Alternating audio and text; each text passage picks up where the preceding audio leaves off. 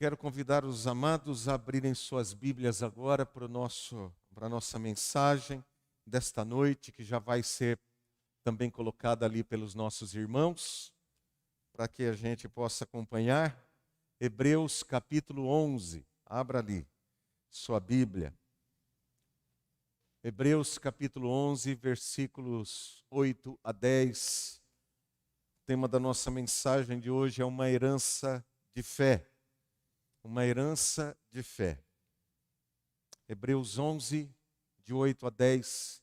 Peço aos amados que acompanhem a leitura em suas Bíblias. A palavra do Senhor nos diz assim: pela fé, Abraão, quando chamado, obedeceu, a fim de ir para um lugar que devia receber como herança, e partiu sem saber para onde ia. Pela fé, peregrinou na terra da promessa, como em terra alheia, habitando em tendas com Isaque e Jacó, herdeiros com ele da mesma promessa. Porque Abraão aguardava a cidade que tem fundamentos, da qual Deus é o arquiteto e construtor. Que Deus abençoe a sua santa e bendita palavra para a nossa edificação, meus amados irmãos. Quando nós falamos em herança, em geral, nós pensamos em coisa boa, né? Como é bom receber a herança que os pais podem deixar, um tio, um avô, não sei. Mas muitas vezes isso acaba não acontecendo. Às vezes, herança pode ser motivo de grande intriga entre familiares. No Evangelho de Lucas, um homem se aproximou do Senhor Jesus Cristo. Parece que não está indo de novo hoje. Mesma coisa. Não sei se vocês mudaram aí alguma coisa. Não vai. Né? Agora foi. Um homem se aproxima de Jesus e fala para Jesus: mestre, diga a meu irmão que reparta comigo a herança. Mas Jesus lhe respondeu: homem, quem me nomeou juiz e repartidor entre vocês? O texto desta noite nos fala sobre uma herança.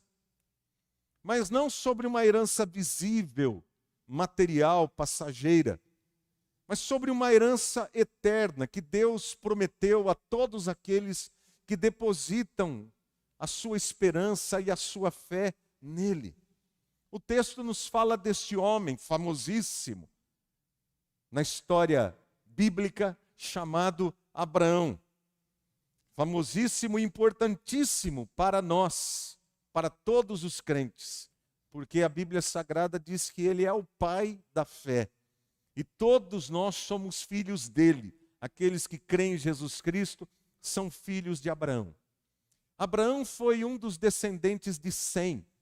Sem foi um dos filhos de Noé.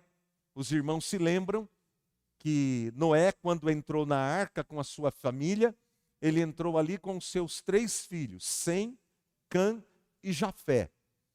Sem, de onde vêm os povos semitas, os judeus, os israelitas, vêm de origem lá de Sem. E Abraão era um descendente dele, está lá no capítulo 11, versículo 10 de Gênesis, o texto. O pai de Abraão se chamava Tera, era o nome dele. Mas antes de toda a história de Abraão acontecer, nós nos lembramos aqui do que falamos no domingo passado, que veio o dilúvio. Bem antes de Abraão, veio o dilúvio. E o dilúvio veio como consequência da vida que o ser humano estava vivendo. O juízo de Deus veio através do dilúvio a uma geração de homens e mulheres que estavam vivendo vida moral e espiritualmente completamente distante do querer de Deus. Completamente distante. Então, o que acontece?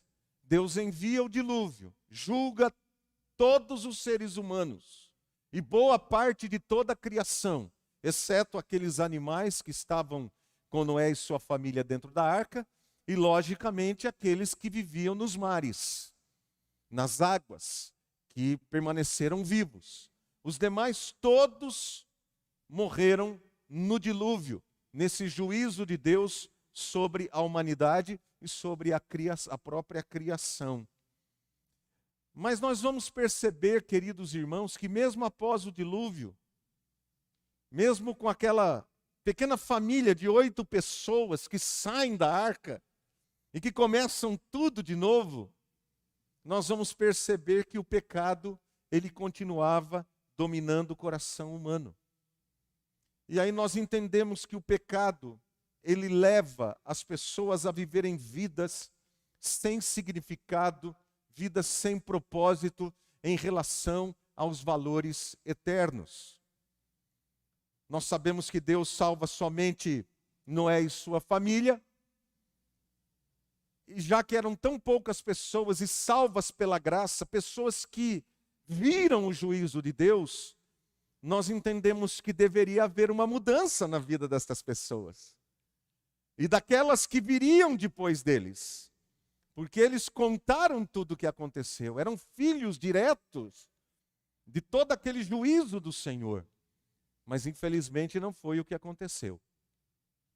É interessante também pensar naquilo que nós já falamos aqui, que antes de Abraão, nós temos Enoque, que andou com Deus, e Deus o tomou para si. Nós temos Noé, que também andou com Deus, que era justo e íntegro entre os seus contemporâneos. Mas percebam uma mudança que ocorre a partir de agora, depois do dilúvio e a partir de Abraão. O texto não diz que Abraão andava com Deus. Vocês vão perceber que há uma grande mudança em todo o processo que a revelação de Deus vai nos trazer. O que Deus quer deixar claro para nós é que por si mesmos, por nós mesmos, é impossível nós nos voltarmos para Deus de todo o nosso coração. Conforme o tempo vai passando, mais as consequências do pecado vão aumentando, mais os seres humanos vão ficando longe, com o coração endurecido e distantes do propósito e do projeto de Deus. Então, quando olhamos para Abraão, nós vemos esta mudança. Ele não andava com Deus como seus antepassados, como Noé e como Enoque. É Deus mesmo quem busca esse homem. Então Deus estava iniciando algo novo. E ele chama este homem, Abrão, para iniciar um projeto novo. Certo autor vai dizer que o chamado de Abraão é o ato mais significativo depois da criação.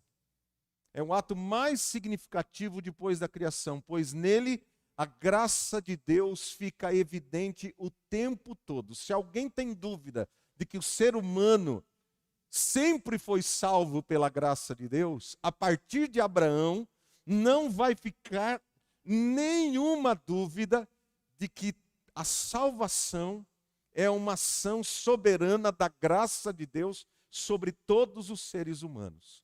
Então, de agora em diante, Deus não vai tratar mais com apenas indivíduos, como no caso de Enoque e de Noé. Deus não vai mais apenas tratar com indivíduos. A partir de Abraão, Deus vai tratar com um povo. E chamar este povo a comunhão com ele, a andar com ele. Então, queridos, Abraão, quem era esse homem? Já falamos, descendente de Sem, filho de Tera. Mas de onde ele veio? Abraão nasceu, de acordo com a palavra do Senhor, na cidade de Ur, dos caldeus, na Caldeia, povo antigo, de onde vêm os babilônios.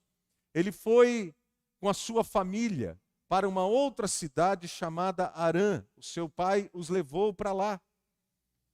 Essas terras, tanto de Ur quanto de Harã, eram terras onde haviam centros de adoração da lua.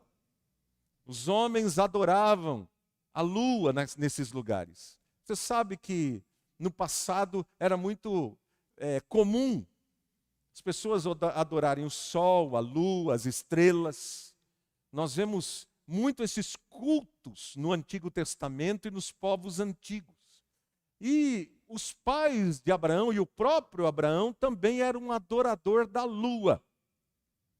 O fato de, então, ele ter vivido lá com seus pais indica que ele estava envolvido com idolatria.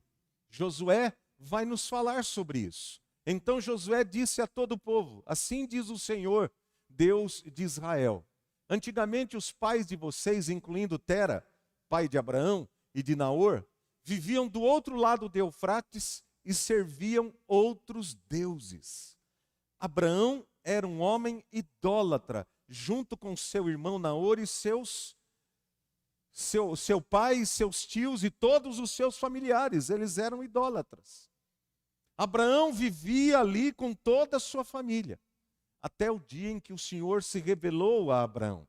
E quando Deus se revela a Abraão, o único e verdadeiro Deus, o Criador de todo o universo, ele diz a Abraão: sai da tua terra, da tua parentela e da casa de teu pai e vá para a terra que lhe mostrarei. E é esse exatamente o ponto em destaque que nós temos aqui no texto de Hebreus, no versículo de número 8, Hebreus 11, 8. O texto vai dizer que pela fé, Abraão, quando chamado, obedeceu. Pela fé ele obedeceu. Deus disse a Abraão: saia da sua terra. E ele saiu. Deus disse a Abraão: vai para uma terra que eu lhe mostrarei. E a Bíblia diz que ele partiu sem saber para onde ele ia. Agora imagine só, nós não estamos falando de um jovem aventureiro. Nós não estamos falando de alguém que está começando a sua vida. Nós estamos falando de um senhor de 75 anos de idade. Observe como os caminhos da graça de Deus, eles são os caminhos mais improváveis. Se você fosse escolher alguém hoje para iniciar um grande projeto, dificilmente você escolheria uma pessoa idosa ou um casal idoso que não tinha condições de gerar filhos mais para começar um grande projeto. Essa é a questão de Deus. Alguns meses atrás, um colega meu esteve aqui, um grande amigo, aliás, não é só colega, mas grande amigo, pastor lá em São Paulo. E eu perguntei-lhe: e seu pai? E seu pai onde está? O pai dele foi missionário da igreja presbiteriana muitos anos, foi pastor muitos anos, já é pastor jubilado, e ele me contou: assim que o meu pai jubilou, ele foi para Bolívia para estudar medicina. Jubilado, 70 anos de idade.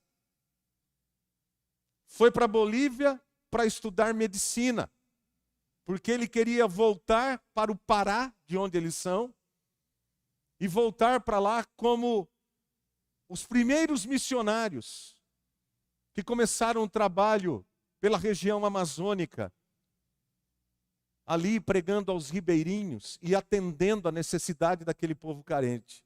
Ele falou: a única coisa que ele não aguentou lá foi viver no mesmo ambiente que os jovens. Né? Ele não aguentou aquele ritmo da moçada, então ele voltou. Ele ficou lá um período e voltou. Mas ele continua lá abrindo trabalho aqui e acolá, em vários lugares. Mais de 70 anos de idade, sonhando com projetos, pensando em trabalho. Quando tantos dizem: ah, eu não vou. Mas quando você está envolvido com o projeto de Deus, não tem essa questão de idade. Não tem essa questão de idade. Você quer servir, você quer ser útil na obra do Senhor. Não é à toa que a palavra de Deus vai dizer que na velhice darão ainda frutos, serão cheios de seiva e de verdor. É a palavra de Deus que vai dizer isso. Mas às vezes, queridos irmãos, nós seguimos o que a cultura nos diz. Que depois dos 40, meu filho, é você sentar na frente da televisão e ficar ali o tempo todo e pensando: que hora vai chegar a minha aposentadoria, que eu não aguento mais. E para de viver, e para de trabalhar, e para de sonhar. E aí o que acontece? Ou vai jogar dominó, nem dá para fazer isso hoje, bocha, carta, truco, ou vai ficar esperando a morte chegar, né? Porque se você não tiver nada, a única coisa que você vai pensar é nas dores. Ai, tô com dor aqui. Ai, tô com dor aqui. Ai, é só dor. Lógico, porque a cabeça está voltada para isso. Não tem projetos, não tem sonhos, não tem objetivos. Eu conheci uma senhora em Minas Gerais, nos meus primeiros anos de ministério, na igreja, inclusive, desse meu amigo, que o pai foi lá para estudar medicina. Ela era paraplégica. Ela não tinha condições de ficar saindo de casa sozinha. Já tinha quase os seus 50 anos de idade. E o que ela fazia? Ela queria pregar o evangelho. Ela escrevia cartas para as pessoas. Ela me mostrou várias cartas que ela escrevia para as pessoas que não conheciam a Cristo. Fazia poesias e escrevia para as pessoas, para edificar a vida das pessoas, pensando como eu posso ser útil no reino de Deus, já que eu não tenho as minhas pernas para poder sair e pregar o evangelho. Ela é lá de Campo Belo, Minas Gerais, perto lá onde moravam os meus pais. Como eu posso ser útil na obra do Senhor? E Deus chamou Abraão com 75 anos de idade. Mas pense comigo, Abraão vivia lá no passado, as pessoas viviam em grandes comunidades, ele vivia ali com toda a sua família, seus irmãos, seus pais. Ele não tinha filho, mas ele tinha sobrinho. Ele tinha basicamente a sua vida feita, ele era um homem rico. Ele tinha a sua vida feita. Aí um dia ele diz o seguinte: pai, gente, estou indo embora. O pai pergunta: como assim, rapaz? Está indo para onde? Para onde você vai? E ele diz o quê? Ah, eu conheci Deus. Você já imaginou, né? Eu conheci Deus, ele se revelou a mim, eu estou indo embora com ele.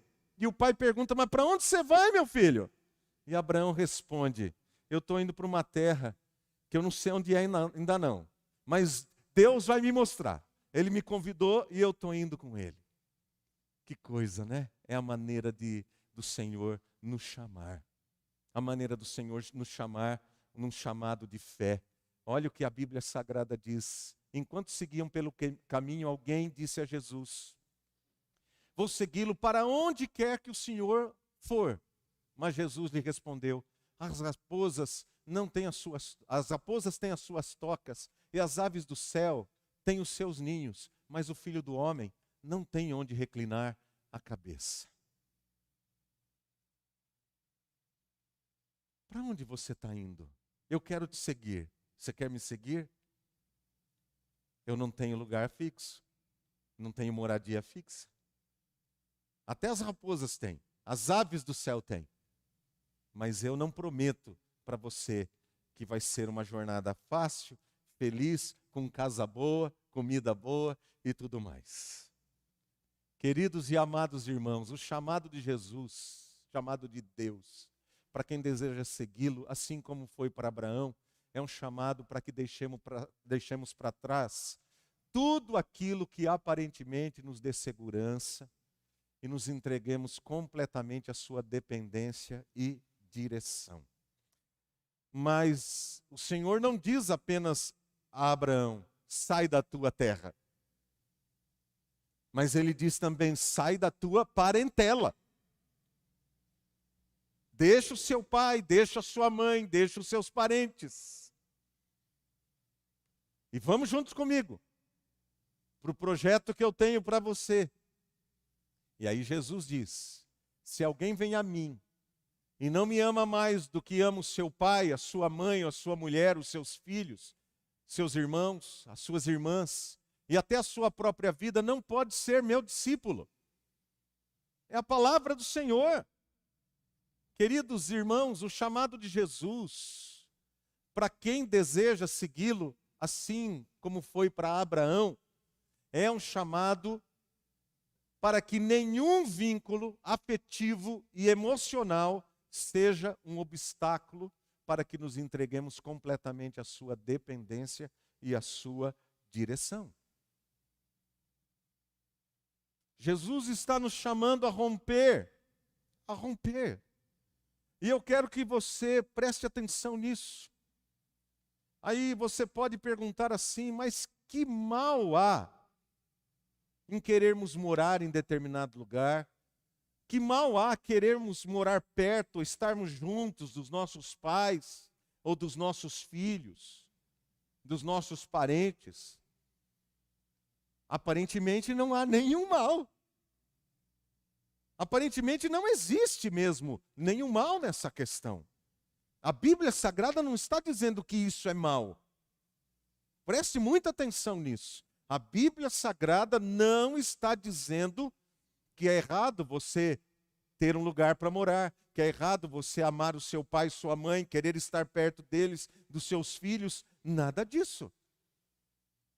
Mas eu quero que você tenha em mente essa expressão, aparentemente. Aparentemente. E por quê? Porque muitas vezes, para muitas pessoas, e para a grande maioria dos seres humanos, se não para todos, a vida se resume nesses valores. A vida se resume nesses valores. Nós nascemos, nós crescemos, nós nos casamos, constituímos uma família, nos estabelecemos, tudo certinho, tudo calculado, tudo como queremos, sem levar muitas vezes em consideração o que Deus quer. E os valores eternos. O que nós queremos já está definido. Onde eu quero morar, se eu posso, né? Às vezes eu não posso definir. Moro onde dá. Mas já tenho o meu projeto. Eu quero um apartamento. Eu quero uma casa. Eu penso em morar lá em tal lugar. Eu gostaria de morar em tal cidade. Beleza. Tudo bem. Eu estou pensando em morar lá perto da minha mãe. Porque quando nascerem os meus filhos, vou levar lá para minha mãe cuidar. Né? E a mãe vai falar assim, nananina não. Mas enfim, a gente arma os nossos projetos, as nossas tendas da vida. Nós fazemos isso, nós calculamos isso. Mas nem sempre nós paramos para perguntar, Senhor, é isso que o Senhor quer? É isso que o Senhor tem para a minha vida? Mas eu vou à igreja, pastor. Amém. Eu não estou questionando, mas quantas vezes nós perguntamos o que o Senhor quer para a minha vida? Quando nós olhamos para o passado, nós percebemos que o ser humano sempre foi assim. E a história bíblica mostra isso. Por favor, abra em 2 textos comigo, lá em Gênesis. 2 textos. Abra aí comigo. Gênesis 5, de 9 a 14, eu vou ler aqui, você vai perceber o que eu acabei de dizer. Eu estou falando de uma pessoa que é colocada na Bíblia, filho de Sete, Enos, que diz o texto bíblico que a partir do nascimento de Enos, as pessoas começaram a invocar o Senhor. Mas olha só, mesmo pessoas que invocam o Senhor. Gênesis 5, 9 a 14. Enos viveu 90 anos e gerou Cainã. Depois que gerou Cainã, Enos viveu 815 anos e teve filhos e filhas. Todos os dias de Enos foram 905 anos e morreu. Cainã viveu 70 anos e gerou Maalalel.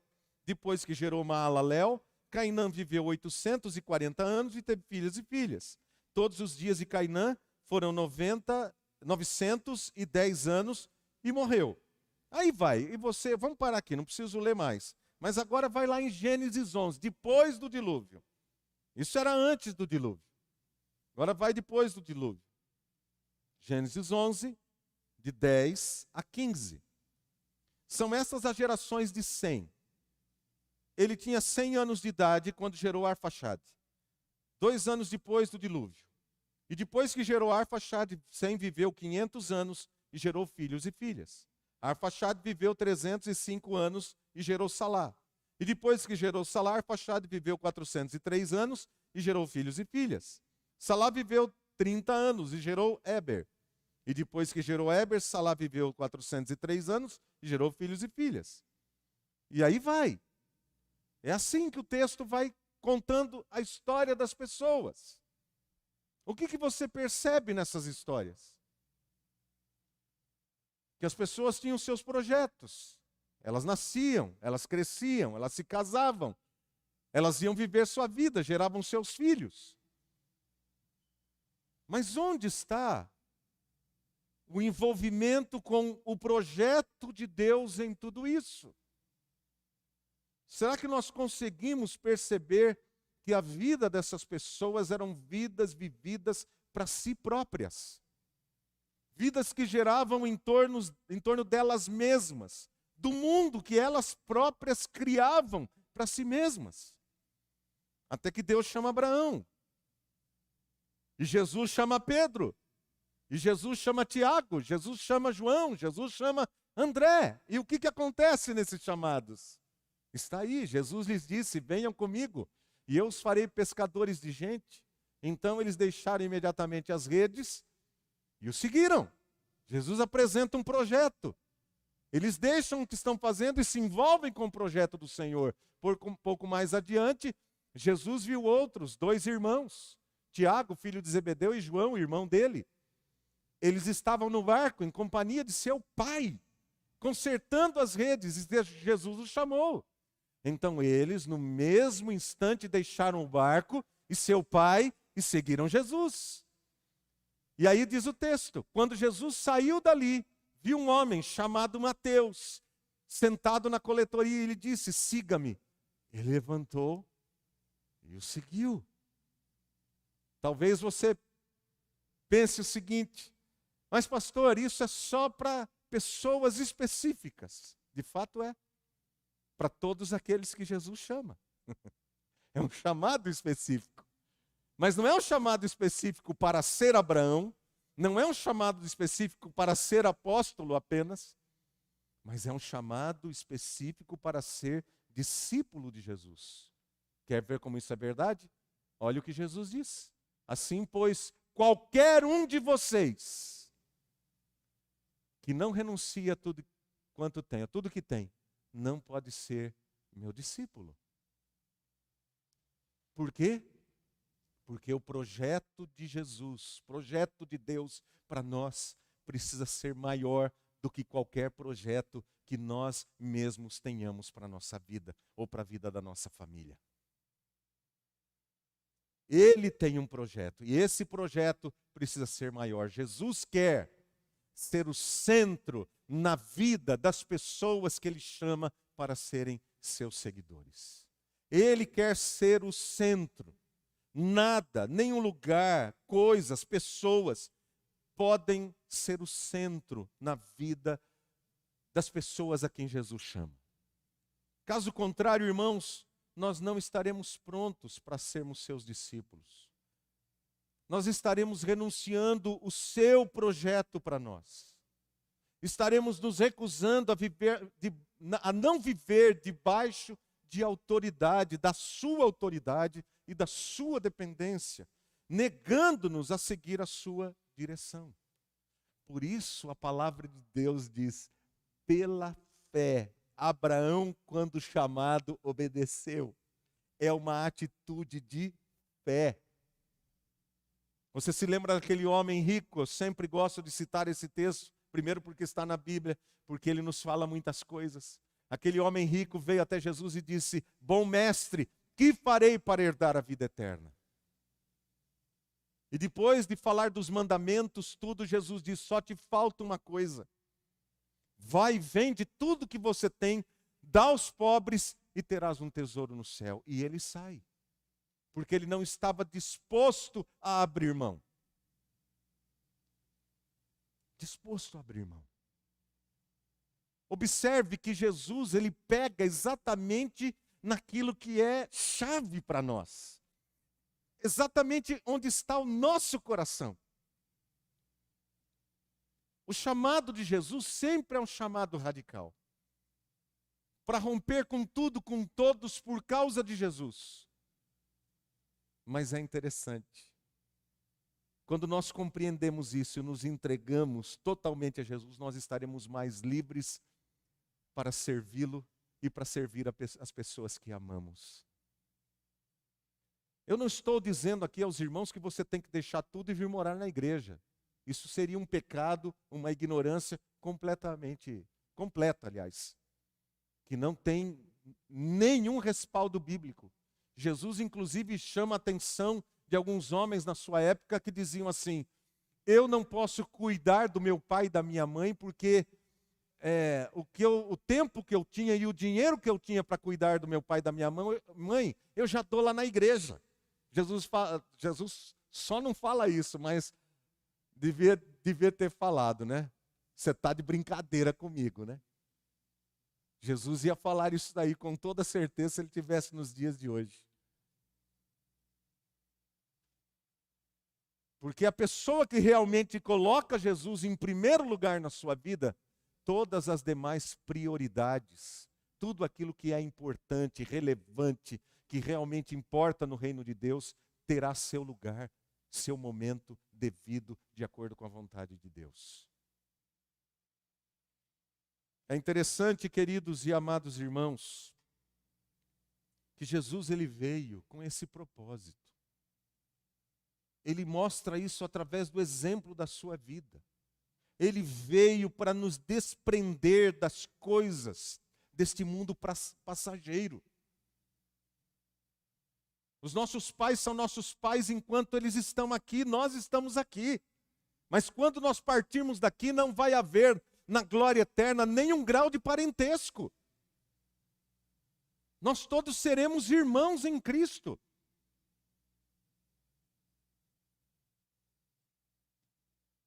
Por isso que todos os relacionamentos que nós vivemos aqui são relacionamentos passageiros.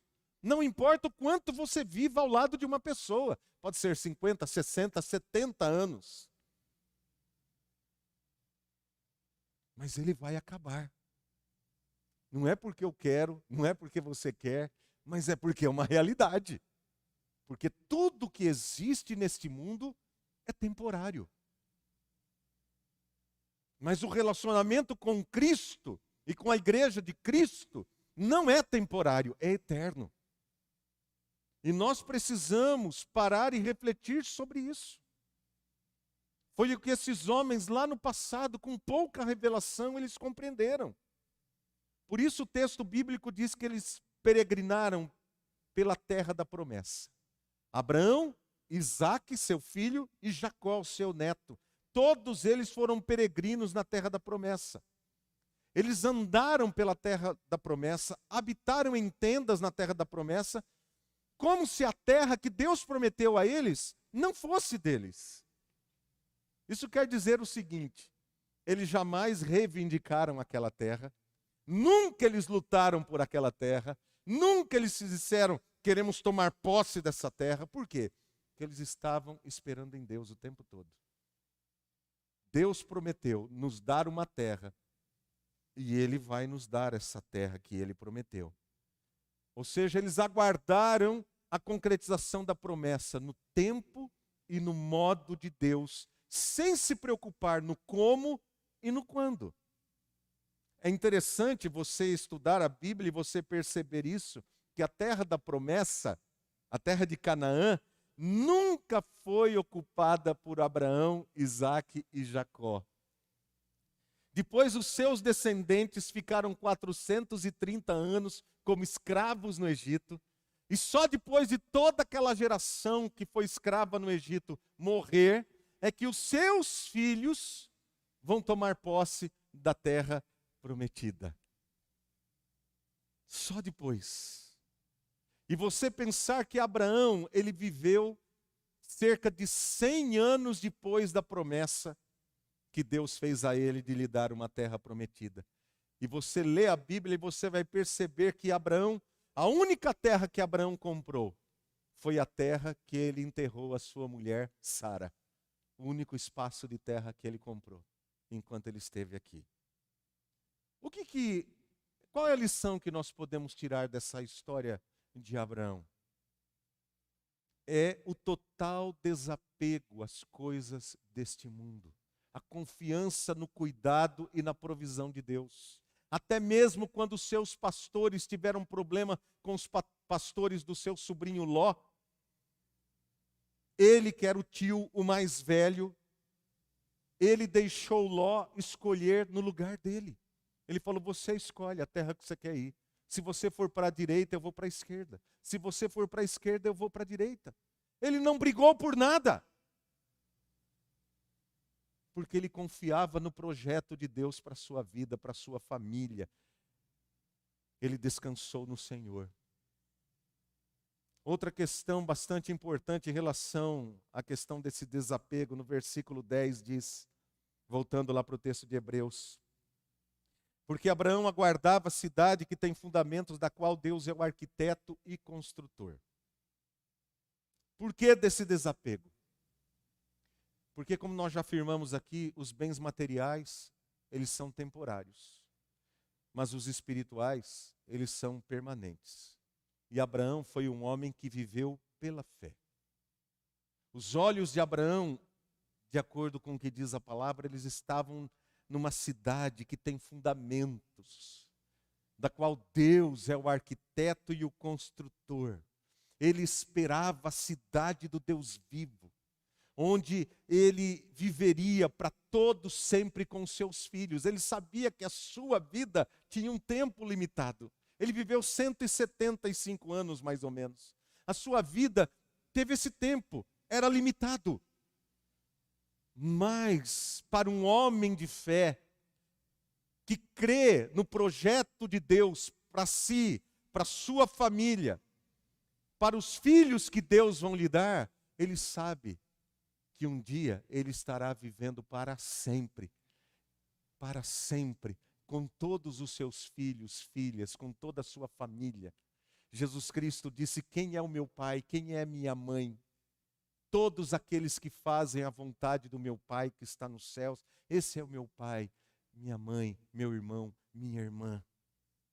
Você percebe que quando você crê em Jesus, Ele alarga os seus horizontes, Ele amplia a sua visão do que significa família. Ele amplia em muito, meus amados irmãos. Pela fé, Ele imaginou o ajuntamento final de todos os filhos de Deus, na festa, nas bodas do Cordeiro, na festa da redenção. Ele antecipou a vinda e a obra de Cristo, porque ele não olhava para o processo da salvação. Ele olhava para a conclusão.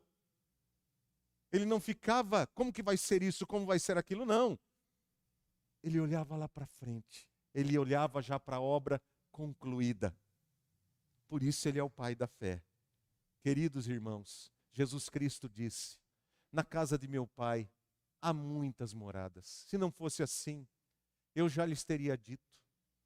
Pois vou preparar um lugar para vocês, e quando eu for e preparar um lugar, voltarei e os receberei para mim mesmo, para que onde eu estou, vocês estejam comigo também. Onde é a verdadeira terra prometida? Geograficamente, onde é a verdadeira terra prometida? A nossa pátria está nos céus. Tudo que nós conquistamos aqui, lutamos tanto para conquistar aqui, vai ficar aqui. Todo o nosso suar, ou como diz aquele slogan de um filme antigo sobre a guerra, né? Sangue, todo sangue, suor e lágrimas vão ficar aqui.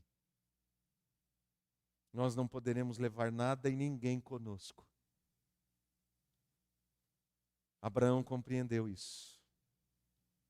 E aqueles a quem Deus salva por meio de Cristo, que são chamados filhos de Abraão, eles herdam a mesma fé e as mesmas bênçãos que Abraão também herdou.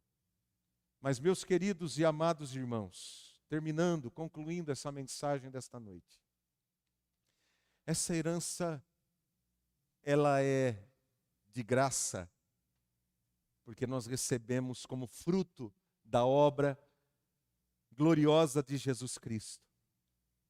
Mas o Senhor, Ele cobra um preço de todos nós, para recebermos esta herança. ele cobra um preço. E qual é o preço? O preço é abrir mão desta vida pela vida que ele nos oferece. Abrir mão desta vida pela vida que ele nos oferece. Essa herança ela só pode ser recebida por meio da fé. E a fé, ela se evidencia pela mesma atitude tomada pelo pai da fé, que foi Abraão. Que Deus chamou, ele obedeceu e ele foi.